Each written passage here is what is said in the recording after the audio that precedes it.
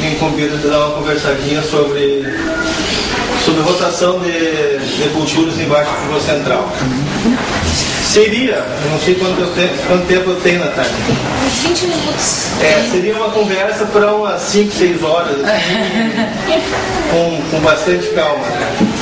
Porque nós temos que voltar a falar um pouquinho sobre plantio direto, um pouquinho sobre física de solo, sobre química de solo, sobre variedades, sobre uma série de coisas que com o tempo que a gente tem não vamos ter tempo de aprofundar. Vamos dar uma passadinha rápida e depois conversar um pouquinho, trocar uma ideia sobre o que a gente tem, o que vocês têm e o que nós podemos fazer. Então, para quem não me conhece, meu nome é Luciano Malgarim, eu sou engenheiro agrônomo, sou proprietário da Agronutri e que hoje nós trabalhamos com o tema agricultura de precisão.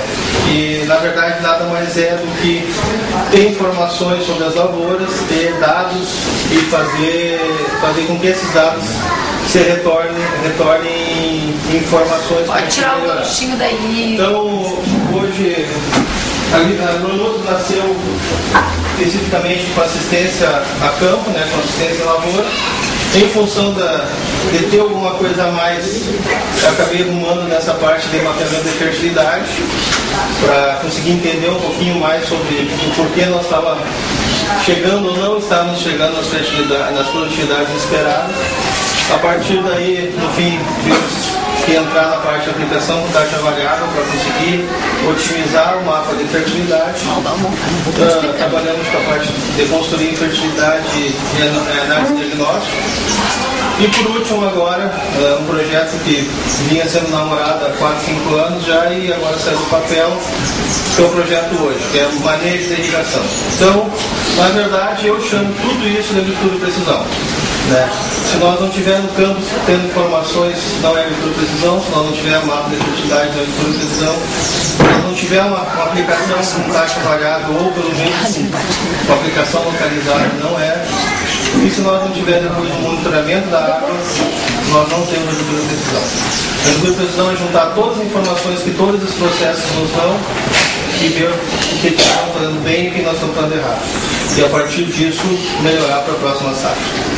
Então hoje eu estou apurando um pouquinho porque eu pouco tempo. Então nossa conversa hoje seria sobre o pivô central e rotação de culturas.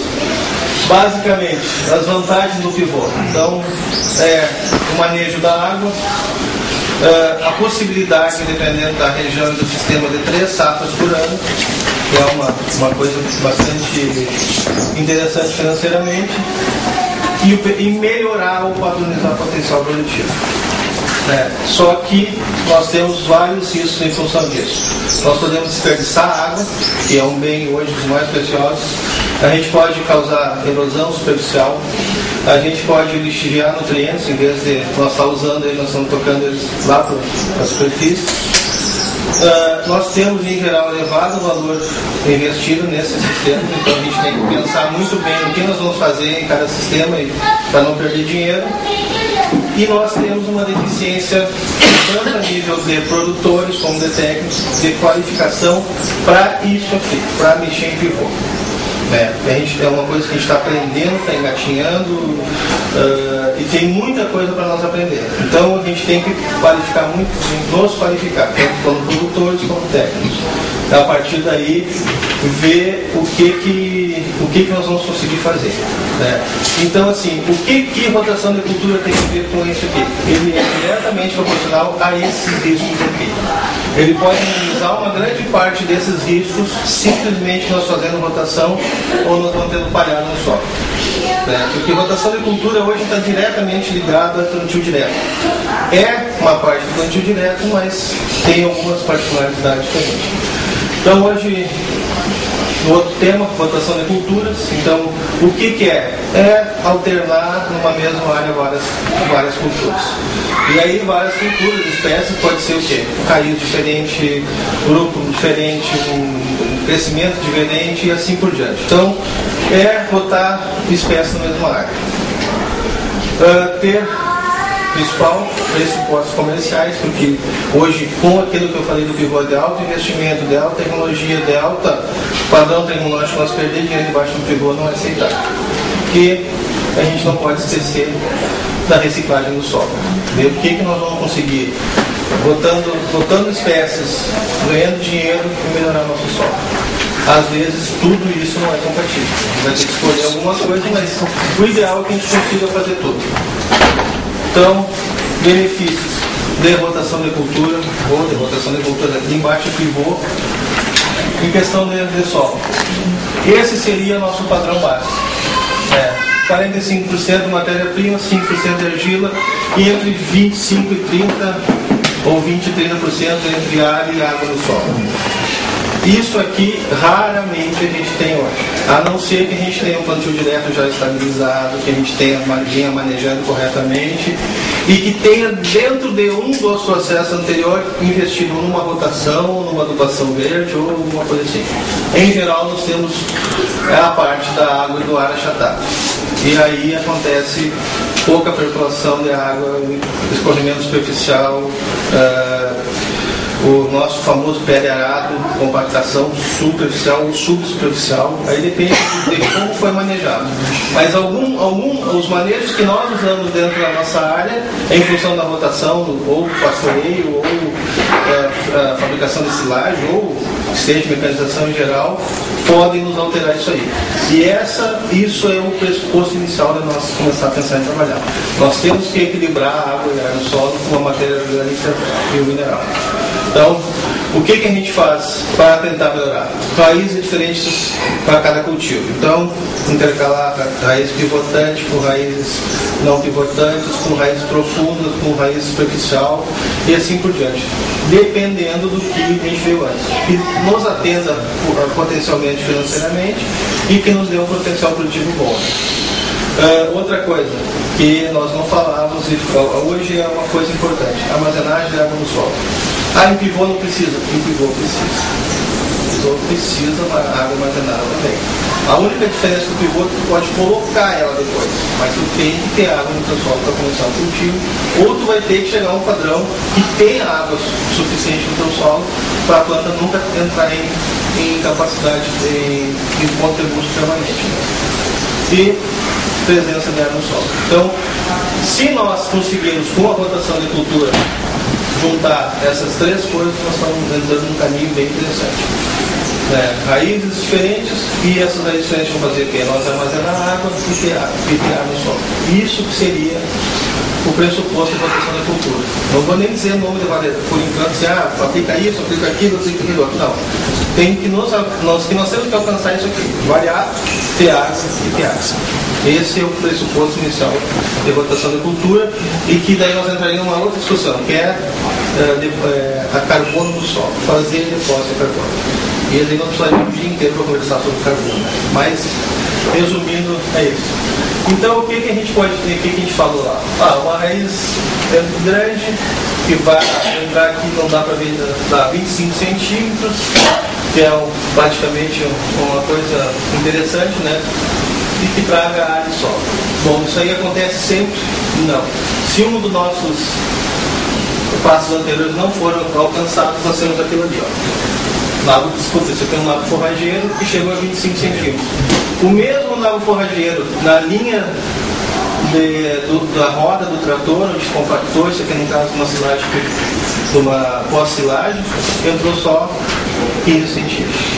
Então, imagina que o nabo é a raiz mais forte que existe, a maior penetração que tem. Se ele entrou só 15, o soja não entraria assim. Simplesmente, mesma situação, mesmo solo, mesma coisa, compactar. Ali não vai entrar ar, não vai entrar água, não vai entrar nada. Então, compactação no solo é um dos nossos grandes problemas em função de alta produtividade embaixo de pivô. Começar. Bom, voltando características químicas do solo. Então, o que nós... eu vou fazer uma apanhada e depois nós vamos fazer um fechamento. A parte assim, fertilidade do solo. O que é a fertilidade do solo nos dias em questão de pivô ou em sem pivô? que nós temos uma variabilidade muito grande de nutrientes no solo. E que essa variabilidade, nós todos já sabemos, né, porque ali está bem desenvolvido, lá não está, lá está bom, lá está ruim, e assim por diante, acontece também em camadas variadas, que é o que a rotação de culturas e raízes diferentes vão nos levar. É nós trabalhar profundidades diferentes e reciclar o que nós temos em camadas diferentes. Não simplesmente pensar em camada superficial. Não sei se vai dar para ver bem aqui, mas, por exemplo, aqui textura de argila, de 0 a 10 centímetros, de 10 a 20 e de 20 a 40 centímetros. Bem, é bastante diferente, né? Matéria orgânica, aqui é 2, ó. De 10 centímetros, 2% de matéria orgânica. De 10 a 20, 1% de matéria orgânica. De 20 a 40, 0% de matéria orgânica. E nós precisamos desse 20 a 40 para nós produzir bem. Nós precisamos raiz de soja lá, nós precisamos raiz de milho, nós precisamos raiz de qualquer coisa nisso aqui. Então, como é que nós vamos trabalhar e ter alto potencial produtivo se a 0 a 10 nós temos 20 kg dele disponível por hectare, teoricamente, e 20 a 40 nós temos 0. Nós temos que pensar nisso. Mesma coisa aqui, CTC. A CTC de solo aqui, a base é uns 12%, 12 vezes 12 centimols. De 20 a 40 já baixa para, não, que era, desculpa, 6%, que baixa para 4%, e praticamente, agora não aparece, que baixa para o nível mínimo. Né? Indicadores de correção. pH. Eu tiro a amostra de solo, lá meu pH 5,5. Para produzir soja, para produzir gramíneas, ótimo, desde que tenha outras condições. Né? Agora, de 10 a 20, ele é menos de 5. De 20 a 40, ele é 4,5. Altamente ácido.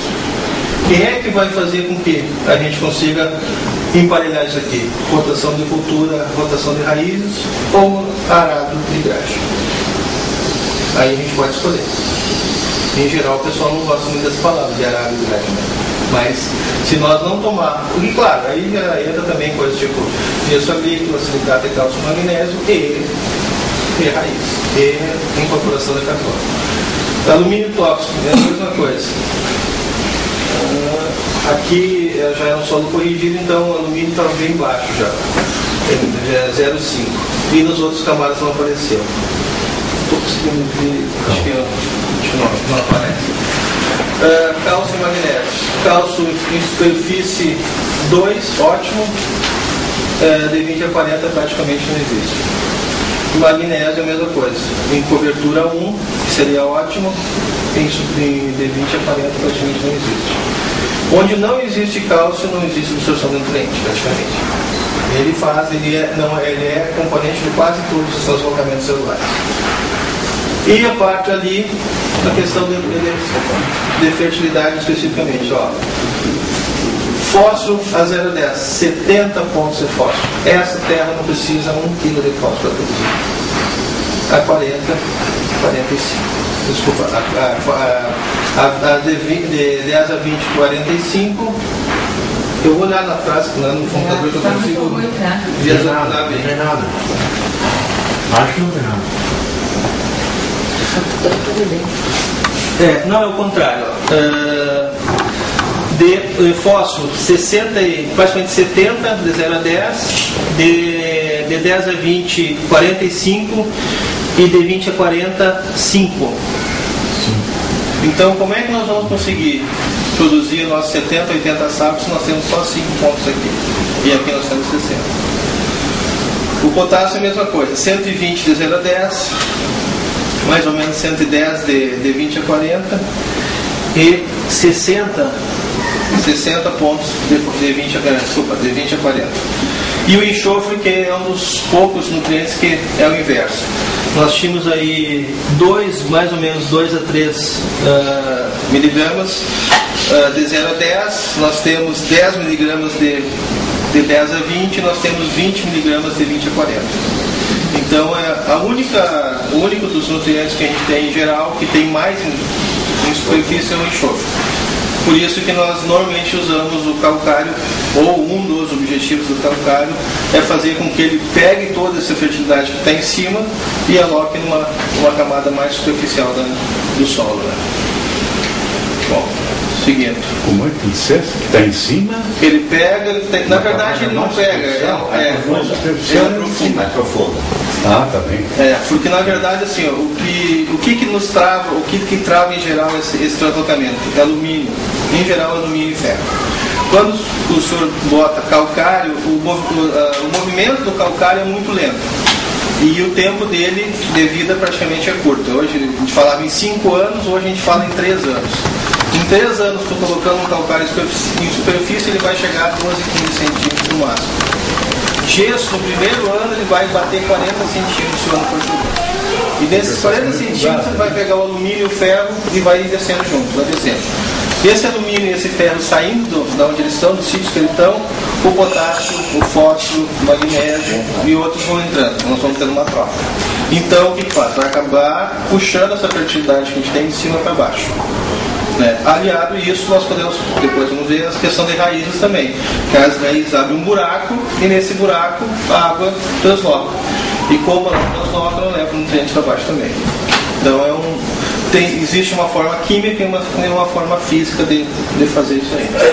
Então, questão biológica, macro e micro-organismos. Então isso aí também está diretamente relacionado à questão de plantio direto, que quanto mais micro e macro-organismos nós tivermos no solo, mais nós vamos ter degradação de carbono, e esse carbono pode tanto liberar os nutrientes quanto formar matéria orgânica. E essa formação de matéria orgânica vai nos agregar macronutrientes e micronutrientes nela, no solo. Né? Então também seria um ponto que nós temos que ficar uma hora, 2 horas discutindo, mas em 20 segundos, em 20 minutos não vai ser mais complicado. Então assim, em geral, qual é os outros benefícios de rotação de cultura em pivô ou em geral? É auxílio à reposição da matéria orgânica, proteção dos agentes climáticos, que é a proteção de chuva, de ventos e de erosão, e é o que nós mais ou menos imaginamos, né? Uma palhada boa, uma lavoura, por exemplo, nesse caso aí de milho. Isso aí é na cidade de São Gabriel, em 2005, em Cerro do Ouro, que é um produtor que não tem irrigação ainda, mas que faz um trabalho de rotação de cultura há muito tempo. É o Murilo Etita lá, do Cerro do Ouro. Então a gente trabalhava lá, e nessa época, entre 2004 e 2005, nós já entramos com o napo forrageiro lá, com rotação sempre 1/3 da área, ou 1/4 da área com milho, e assim por diante. Então, já se pensava nisso, né? Bom, para nós combinar, assim, basicamente isso aí, o que seria hoje, em geral, plantas mais indicadas? Né?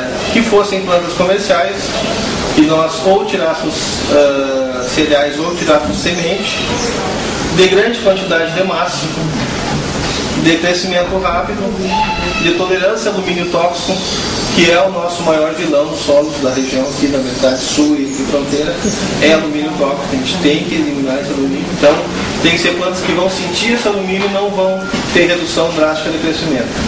Que tenha sistema radicular profundo e baixa ou alta decomposição. Depende do sistema que a gente quer, nós vamos escolher as plantas para colocar. E a avaliação das relações. Quais são as relações? Cálcio, nitrogênio, carbono, fósforo, lignina e nitrogênio, e assim por diante. Vamos ver o que a gente quer para fazer.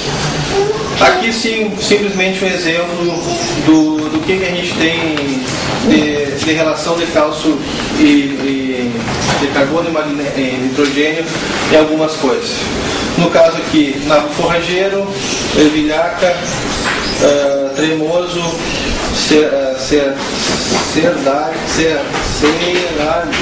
me lembro agora, está atrás ali, centeio, aveia preta, trigo e milho. Então, serradilha, não é? Serradilha, isso. Então, de acordo com o que a gente espera de mais ou menos tempo de palhada, nós podemos trabalhar com essas informações aqui. Por exemplo, Milho. Milho é uma cultura que gosta do quê? De um valor ECN baixo. Então, quais são as variedades mais indicadas para preceder milho? O tradicional, da forrageira, a ervilhaca, que já foi muito utilizada, hoje está um pouquinho esquecida, o tremoso e a cedália, que não é normal na nossa região aqui. Então, se nós formos pensar num precedente para o milho, nós pensaríamos nessas culturas aqui. Qual é o potencial, em geral, de nabo forrageiro e ervilhaca? Nós conseguimos tirar até 1.000 quilos por hectare de semente. Em geral, o nabo hoje deve estar uns R$13,50, R$4, com a semente certificada, e a ervilhaca acima de R$10 por quilo.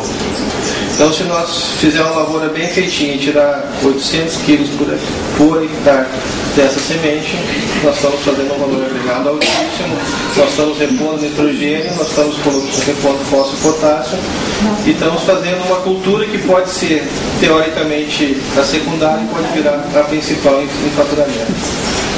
Se todos nós, ou todo mundo que tem pivô produzir isso aí, não vai valer mais nada, nós não vamos ter o comércio.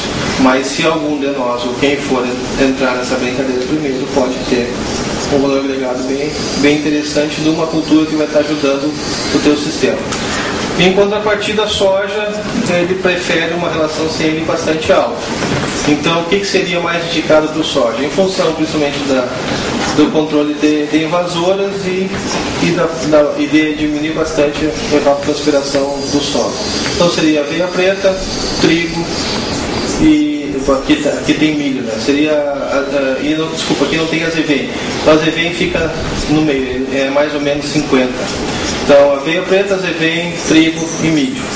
A palha do milho é o que tem a maior relação. É uma ótima sucessão para a soja. Só ele não tem um fechamento de linha adequado como o azevém e aveia. Mas em função da relação CN, ele é muito bom. Outra coisa, a retirada de como isso aqui precisa muito nitrogênio para decompor e no caso, em geral, o soja tira o nitrogênio do risóbio ou simplesmente o nitrogênio do solo que vai ser disponibilizado para isso. E aí então o nitrogênio do solo quebra essa relação cálcio-carbono e o nitrogênio que o soja deixa repõe toda ela de novo. Então, aí que eu digo, aí tem várias outras coisas, mas que rapidamente assim, em geral, seria isso. Se nós fôssemos pensar num sistema de informação completa, e como que nós vamos repor e que variedades nós vamos colocar e qual seria a sequência ideal. O que seria, que digo aqui, agricultura de precisão, seria o quê? Nós vemos a fertilidade, nós vemos a nossa distribuição de fertilidade nos perfis, nós vemos compactação, nós vemos física do solo, e nós estudarmos qual seria a melhor época. A partir dessa primeira informação, nós entraríamos com o quê? Um plano estratégico. Bom, eu vou rotar nabo forrageiro, milho e soja, ervilhaca, milho e soja, trigo, soja, milho. Porque nós, embaixo do pivô, podemos, como eu disse, pensar em 3 safras por ano. Pelo menos 2 safras cheias e uma safrinha. Ou, no caso, eu não falei, mas é possivelmente fácil de usar: pastoreio, milho, soja. Pastoreio, soja, milho. Pastoreio, alguma outra coisa. Pode entrar. Eu não sou, e muito pelo contrário, contra a pecuária em sempre pivô, desde que seja bem planejado. Então, nós vamos lá, fizemos todo o nosso estudo, vemos o nosso plano estratégico, entramos no plano operacional, que aí depende do ano, depende da condição climática, depende de tudo que a gente vai conseguir operacionalizar no tempo hábil, as culturas implantadas, e depois disso voltamos lá para cima. Bom, a cultura implantada nos retornou tanto por cento de nitrogênio, nos retornou tanto por cento de fósforo, retornou tanto por cento de potássio. Isso, em função da adubação que nós planejamos e precedemos aqui, vai nos fazer com que nós temos um estoque de tanto, ou nós ganhamos ou nós perdemos. Então, eu digo, na verdade é um ciclo. Nós vamos ter que, toda vez que pensar em rotação de cultura ou utilização adequada de pivô, fechar todo esse ciclo. Por exemplo, tem esse ano mesmo, nossa irrigação até agora, nosso controle de irrigação foi para o espaço.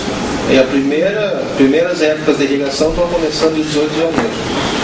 Então, o plano operacional que nós tínhamos de irrigar tantos de cada tanto tempo, tanto por cento de água, não deixar escorrer nutriente, não sei o que, isso foi para o espaço.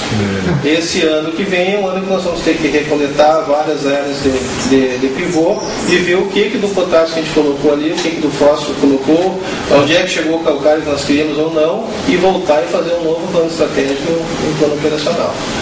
Então, o pivô, para funcionar bem, tem que ter qualificação, tem que ter informação, para ele ser sustentável e dar dinheiro, que é o que a gente quer que aconteça, né? Então, o que normalmente acontece na rotação de cultura? O tradicional, azevém, soja, milho. Outro tradicional, azevém, milho e soja. E aí, outro tradicional, nabo, milho e soja. Então, esses três sistemas são os mais envolvidos no Rio Grande do Sul e são os mais envolvidos em pivôs centrais. A ervilhaca, como eu disse, já foi muito usada, hoje está um pouquinho esquecida, mas é um material muito bom. Esquecida por quê? Dificuldade de conseguir semente e ela é bastante exigente em função da fertilidade e de correção de solo. Ela não desenvolve bem o solo ácido, ao contrário do nabo e ao contrário da azevém. Tu tem que ter já um solo um pouquinho mais corrigido ou corrigir para desenvolver bem. E outra que a época de entrada dela é um pouquinho mais tardia que o azevém e que o nabo. E o nabo, na verdade, é muito flexível. Quando tu plantar ele vai nascer e vai crescer dentro da condição normal dele, né? E a ervilhaca não. A ervilhaca ela não nasce muito bem nos meses do frio do inverno. Ou tem que ser antes ou tem que ser depois. De preferência depois. Então é um produto que teria que entrar em setembro.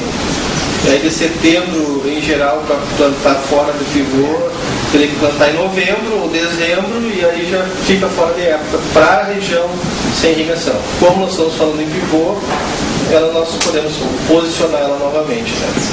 Eu estou te referindo especificamente ao azevém, no caso da aveia? A aveia está embaixo também, mesma forma. Eu coloquei azevém porque é o mais tradicional, né? Mas a aveia também. O azevém se proporciona aproveitamento pelo galho. A ervilhaca são limitados pelas características plantas e pelo período de maturação. E daí tu pensa realmente no caso aqui, aveia e ervilhaca, que é uma combinação bastante boa, porque tem possibilidade de pastoreio. Aqui só uma pequena, milho e soja, né? Pode ser, em função da grande deposição de nitrogênio que a ervilhaca deixa, a gente arrisca fazer sequencial de milho, 2 de milho. Crotalária milho, que também é uma variedade que já foi bastante usada e hoje eu particularmente, acho que há 4, 5 anos não vejo uma lavoura de crotalária para fazer rotação ou plantação verde. É onde tem o maior depósito de nitrogênio e a maior matéria seca de todas as culturas rotantes é a crotalária. Tu consegue colocar até 15 toneladas de massa seca por hectare. Isso aí são mais de 50 toneladas de massa verde. Qual é a dificuldade de cultivo dela que está assim, com tudo certo, há tempo não encontra uma? Na verdade, sim, o manejo, porque ela tem que ser roçada de 15 em 15 dias. Custo de semente, hoje deve estar na volta de 18 a 20 reais o quilo da semente da crotalária. Mas ela é uma leguminosa. Não se presta a pastoreio.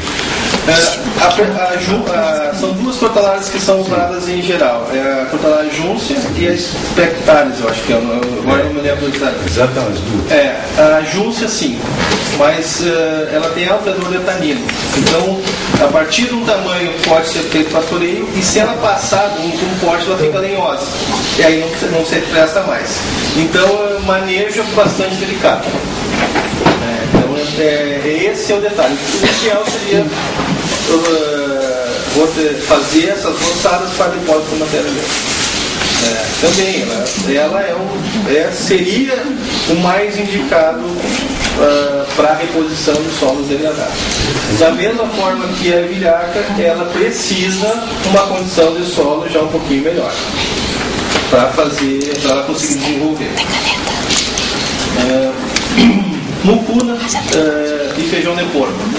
A mucuna no Rio Grande do Sul, acho que eu só vi estação experimental, não me lembro de lavouras comerciais de mucuna, em função do nosso frio aqui, que ela é do centro-oeste. Né?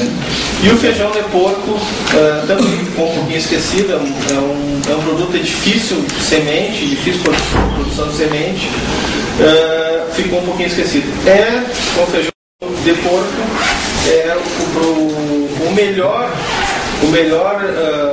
a melhor mistura com aveia, por exemplo, pastoreio. O gado come ele e come muito bem. Então a gente tem que começar a repensar e começar a ver alguma coisa em questão de feijão de porco. E tem um detalhe muito interessante sobre esses dois produtos, tanto que eu deixei eles crescendo um pouquinho. Esses dois produtos, para quem tem rotação de arroz com soja, são plantas que reciclam, chega a ser 10 vezes a mais a velocidade, reciclam 10 vezes mais rápido o irisatapir e o mesapir da lavoura de arroz. Uma rotação de feijão de porco bem feita na lavoura com aplicação de fix tem a tendência a não ter resloco nenhum. E a gente não usa esse detalhe. Claro, e também é difícil trabalhar com feijão de porco porque ele não aguenta inundação. Então tem que ser uma lavoura bem drenada para existir. Então a gente tem uma alternativa de reposição de fertilidade, de reciclagem de material químico, que é uma coisa que nós vamos ter que pensar muito em curto prazo de tempo, é como nós vamos reciclar tudo que a gente está colocando no solo. Porque o plantio direto veio com esse intuito de melhorar solo, tudo. Mas a quantidade de químico que a gente usa hoje está sendo maior que a gente usava antigamente com convencional. Né? Outra cultura que foi abandonada em função da comercialização, o girassol, é um ótimo reciclador e tem depois do milho, antes do milho, aqui tem a maior relação sem ele. Então o tempo que ele demora para se decompor no solo é muito grande, é uma ótima cobertura. E o trigo, que na nossa região aqui ainda está engateando, é uma coisa que nós vamos ter que aprender a lidar com ele. São Gabriel já é uma realidade bastante grande, Rosário do Sul uma realidade boa, pela região de Lavras e Cachoeiro do Sul estão tendo altos potenciais produtivos e em alguns lugares a cultura principal do ano está sendo o trigo. Embaixo do pivô nós temos uma condição melhor ainda de produtividade em função de prevenir ou de adiar ou de amenizar as geadas dentro da lavoura. Se existem dois tipos de geada, a geada branca e a geada negra. Né? A branca é essa normal que a gente conhece, que fica branquinho em cima da folha, a gente vê o geminho ali. E a geada negra é quando o frio ou a condição de tempo é tão adversa que faz com que congele o xilema da planta. Então a seiva da planta é congelada e aí a planta morre instantaneamente. Então o trigo teria um problema de posicionamento de época na nossa região que o pivô central amenizaria. Nós irrigando o trigo, a geada negra diminui drasticamente. Esse trigo embaixo do pivô ali naquela região de Caçapava, qual seria o melhor mesmo para plantar? Teria que fazer um estudo exatamente de lá, mas as indicações estão em 15 de maio. Que tu fala para os agrônomos antigos daquela região, vai morrer tudo. Em Manuel Viana a gente tem esse trabalho pronto, em Alegrete a gente tem esse trabalho pronto e em Rosário do Sul a gente tem esse trabalho pronto. Existe de 8 a 9% de chance de geada na floração e enchimento do grão do trigo nessas três regiões. 8 a 9% só. Então eu acho que é um risco bastante baixo para a lavoura. Porque lavoura a gente tem risco de 30, 50, 80, 100%. Então se pensar em 8% de chance de uma geada no florescimento e enchimento de grão, eu acho muito baixo. Tem clientes que estão trabalhando aí com 75, 80 sacos de trigo de média em lavouras comerciais boas. É cantinho, lavoura de 300, 400, 500 hectares. Então, plantado em maio e colher em novembro? Isso. Além disso, no pivô, melhor ainda, porque tu entra em hora que tu quiser. E fora do pivô, em novembro é um mês ótimo do plantio. Desculpa, para plantio de soja, né? Tem que colher. Daí, no caso, o que o pessoal... Eu estou um pouco preocupada, um pouco meio perdida ali com essa aveia ervilhaca. Tu plantaria quando e colheria quando para dar milho e soja depois? No caso, a aveia ervilhaca teria que fazer pastoreio só, né? Ah, tá. Só pastoreio. Ela conjunta não teria como plantar. Eu estou pensando em pastoreio. Aí, plantio, colhe soja e colhe soja e planta. Na hipótese de pastoreio, embaixo do pivô, não cultura soja ou milho, qual seria a alternativa na sequência? Assim, depende do teu investimento. Se tu vai suplementar com nitrogênio, pode ser assim. Se tu não vai, tem que ter palhado. Porque, assim, casualmente, eu digo, essa palestra, teoricamente, não é ligada à minha área, mas não é a minha. Então, essa semana eu dei uma boa estudada. E fazia coisas que tinham passado e que eu não estava lembrando. Eu estava vendo o nível de proteína e o nível de fibras digestivas das EVEM de 5 centímetros a 60 centímetros, em função da quantidade de nitrogênio que tu põe. Se tu suplementar a quantidade certa de nitrogênio, eles têm o mesmo nível em todos os estágios. E eu, assim, já tinha lido isso aí, o material, e eu não me lembrava mais. Então, me voltou na cabeça e casualmente tu me perguntou isso aí. Então, assim, se tu botar nitrogênio, sempre, se a tua planta estiver sempre com nitrogênio rodando dentro dela, que seria a aplicação de ureia, tu pode pastorear bem cedo. E o teu volume total de massa seca vai ser igual ao que começar a pastorear grande. O que a gente normalmente faz? Normalmente faz não, mas se a gente faz errado. Pega o EVEM bem pequeno e taca ali fora. Aí faz o primeiro pastoreio, começa a esfriar as geadas e não tem um EVEM bom até lá, final de agosto, começa setembro. E aí de setembro está um espetáculo, nós temos que tirar o gado para secar para plantar. Então, assim, se nós conseguir, e por isso que eu digo, embaixo do fogo, todo investimento tem que ser bem feito, tem que ter investimento. Botar nitrogênio, uma boa quantidade de nitrogênio e irrigar quando precisar, nós vamos ter pastagem baixa de alto potencial e não vamos perder potencial de massa seca. Então é uma coisa que a gente tem que a gente vai fazer embaixo do fogo. E toda conta que quando pensa no balanço nutricional embaixo do outro, pensa em investir. É 1.000, 1.200, 1.500, 2.000 reais de adubo. Claro, é alto investimento. Então, se tu pensar, vou botar mais 100 quilos eu já estou trabalhando num ano com 4 mil reais, por exemplo, de investimento no pivô, de fertilizante. Botar mais 200 quilos de ureia, vai dar mais 200 reais, é 5%.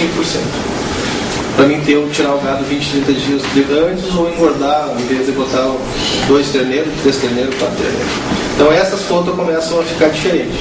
Em campo nativo, ou pastagem normal, tu bota 200 reais por hectare, tu fez de puxa, é muito dinheiro. É 100 e poucos quilos de gado, de terneiro ou de alguma coisa assim. Então já começa a mudar um pouquinho esse pensamento. Cevada e centeio, seguindo ao que eu falo do trigo, são boas culturas. Aí, dependendo da região, o problema da cevada e centeio só é comercial. Se tu não entra dentro da MEB, tu não negocia com ninguém, ou então tem que fazer ração.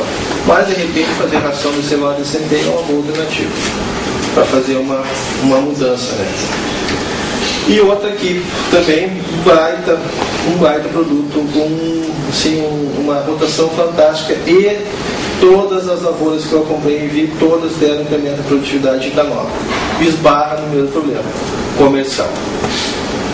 O que nós fizemos com canola hoje em dia? É cameira, eu acho, né? Se tem alguém na região. E aí tu fica dependente deles. E outro problema seríssimo na canola é colheita. E agora que acabaram com o nosso paraquat, ainda ficou pior ainda. Podia fazer uma pré-dessecação com o paraquat e em alguns dias colher. Então a canola é uma baita alternativa. E se tu tiver um parceiro comercial sério, que faça um contrato bom e que tenha altamente produtivo, não tem doença, não é hospedeira de praticamente nada, porque o soja seria o problema do soja. Não tem inseto ainda que pega, é um custo baixíssimo. O único problema é comercialização e colheita. Eu não coloquei aqui nada, mas todas elas se prestam da mesma forma que a gente conversou, dependendo da situação, entrada de milho ou de soja posterior. Então, essas alternativas, todas elas nós podemos jogar. Algumas que são tradicionais, outras que eventualmente vão entrar, tipo a ervilhaca, crotalária, o girassol. O trigo eu acredito muito no trigo, e na região aqui, onde não é muito alagado, vai muito bem. É uma receita muito boa e uma receita numa hora muito interessante. Tu ter uma receita boa em novembro, dezembro, antes de sair o financiamento, antes de vender gado, ou antes de qualquer coisa, é muito interessante. Também tem um grande problema comercial. Saber para quem tu vai vender e como tu vai vender. E aproveitando a coisa assim, o trigo da região, e acredito que aqui a região seja a mesma coisa, aqui Caciqui, São Vicente já é, Lavras já é, Cachoeira do Sul já é, tem a melhor qualidade do Rio Grande do Sul. Hoje já não se fala mais em peso específico, né, que era o pH, e sim em W, que é uma fração que vai dar qualidade ao pão. E os milhos daqui têm o melhor W do estado. Tem o melhor W do estado. Então tem essa característica. O único problema é que, em geral, eles vão para uma cooperativa ou para um centro que mistura tudo, e tu não tem como separar o teu trigo de alta qualidade dos outros. E aí então tu cai numa vala comum. Então existe essa questão de comércio. Qual o nome? W. W. Eu não me lembro o nome em inglês. Bom, pessoal, para ilustrar um pouquinho aqui, o que a incorporação de nutrientes de leguminosas consegue deixar no solo. Aqui nós falamos de crotalária juncia, né? Ele tem condições de deixar 313 kg de nitrogênio por hectare, 78 kg de fósforo e 353 kg de potássio. Claro que ele não faz isso aqui. Se tu não der condições dele absorver e de nutrir toda a planta com isso aqui, ele não vai deixar. Mas se tiver condições, ele vai reciclar toda essa quantidade. A mucuna, 140 kg de N, 39 de fósforo e 236 de potássio. O labilato também é uma cultura que aqui no Rio Grande do Sul dificilmente só vi em estação experimental. Lá no Mato Grosso era a cultura que a gente usava mais para reciclar ou para fazer rotação lá. 135 kg de N, 30 de fósforo e 40 de potássio. E o soja, que a gente às vezes não tem esses números em cabeça, é um grande distribuidor também. E por isso que, mesmo olhando uma soja que teoricamente não está bonita na várzea, a gente pensa no ano que vem o que ela vai fazer com o arroz. Então são 260 kg de N, 60 kg de potássio e 269 kg de... Desculpa, 51 de fósforo, 269 kg de potássio. Então o pessoal fala, e eu falo, e isso é uma coisa, a soja não vai sair da várzea mais, para produtores de arroz ou não. Porque ela é uma, além do arroz vermelho, que a gente nem está falando nisso, ela é uma alta recicladora. Então, a reposição, a rotação de culturas é uma forma, e é a melhor e mais fácil, e principalmente quando tu encaixa um valor comercial nela, é a melhor solução para essa reciclagem. Então, qual é o aproveitamento que nós podemos, eu vou dar uma chantadinha, porque deve passando bastante meu tempo já. Então, o aproveitamento é cultivo, adubo verde, para feno, para pastoreio, para silagem, para produção de semente e produção de cereais. Qualquer um desses usos pode ser feito com aquelas rotações. E outra, como eu disse antes, nós não precisamos nomear a soja. Claro, a soja no preço que está hoje, e com o sistema de irrigação, é praticamente imbatível. Mas se ela voltar ao normal, se ela retornar aí para R$40, pode ser que a soja não seja o cultivo principal para o pivô. Nós Eu tenho áreas de baixo pivô já com 1.750 kg de azevém colhido. A 2 pila, 3 pila, 4 pila, não sei, depende do ano, dá mais do que a sorte. Então é o que a gente tem que ver. Desculpa que fiz essa cidade está um pouquinho ruim, mas seria assim, exemplos de raízes de milho em função de sucessões com mucuna, crotalária, bambu e pousio. Então isso como diz o outro, é chutar gato morto aqui, ó. Aqui no pousio, 12, 15 centímetros de raiz, e com as outras aí entre 20, 25, 30 centímetros, chegando até 50 centímetros de raiz profunda. Então não existe, não precisa nem mostrar isso aí, que a gente já sabe decorar. Então, na verdade, a rotação de cultura com leguminosas, né, ou com qualquer outras culturas fazem que isso aconteça. E aí a diferença de produtividade é muito grande. Então, pessoal, desculpe a rapidez que eu falei e como eu sabia do tempo, eu reduzi, tentei botar coisas que pelo menos trouxessem curiosidade para vocês, que fizessem, eu acho que essas conversas e pelo que eu conheço desses grupos de City, troca de experiência. Eu acho que a experiência é trocada quando existe curiosidade. Então, eu tentei passar assim um pouquinho de cada coisa para criar uma curiosidade para vocês ir atrás e trabalhar nisso aí, buscar informação e disso aí sentar e uma próxima vez de repente conversar com mais calma e posicionar um pouquinho melhor, falar um pouquinho mais profundamente sobre o assunto. Tá?